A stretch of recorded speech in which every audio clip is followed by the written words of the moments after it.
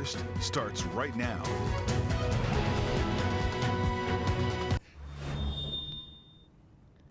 Well, more than 400,000 veterans call South Carolina home, and for many across the Midlands, the mission doesn't end when the military service does. From patrol cars to fire stations to classrooms and auto shops, veterans are continuing to serve in new ways. Our Cara Daniel has more in tonight's Amazing America. According to the South Carolina Department of Employment and Workforce, nearly 400,000 veterans live in the state. The Palmetto State is home to multiple major military installations, including Fort Jackson, Shaw Air Force Base, Joint Base Charleston, Marine Corps Recruit Depot Parris Island, Marine Corps Air Station Beaufort, and U.S. Coast Guard Base Charleston. Every year, thousands of service members train in South Carolina, and every year many of them transition out of the military right here. For many, taking off the uniform isn't the end of service, it's a transition. At the Richland County Sheriff's Department, Captain Danny Brown is one of them.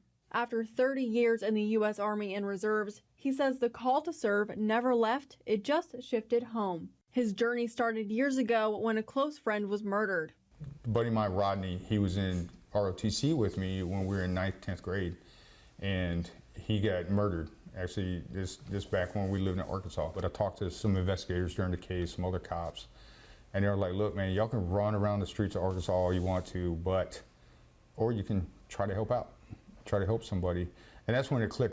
For 3 decades, Brown balanced deployments, reserve duty, patrol shifts, and college courses.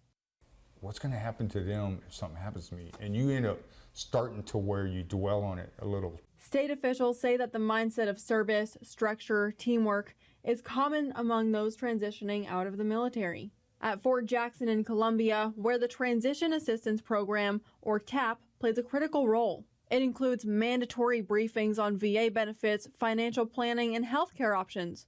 TAP officials also work with local businesses, trade schools, and colleges to create direct pathways into the workforce.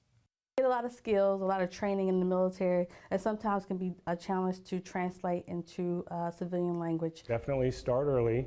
A lot of people are unaware that you can start this process 2 years out, and I was lucky enough to get in here right at 24 months, and there's a lot of things to do. After 2 decades in the Army, Staff Sergeant Patrick Tesius is now working through the TAP program at Fort Jackson as he prepares for retirement. But like many veterans, he doesn't see it as stepping away from work, just stepping into something different. He hopes to become an auto mechanic, continuing to build, fix, and problem solve. I can live wherever I want. The decision's completely on me.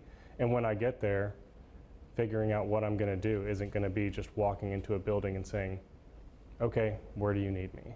That's just ingrained in us. We have a heart to serve, and they're comfortable. They want to give back to the communities that they're living in. For some, like Danny Brown, law enforcement feels familiar. When you're in these neighborhoods out here, it's just like a deployment. It's a lot like it. So we're out here doing stuff we're comfortable doing. You gain that want to step up to the next level, and it doesn't change when you get out here. The mission to serve doesn't change with retirement orders, it just changes uniforms. In Columbia, I'm Cara Daniel, Watch Fox News, Local First.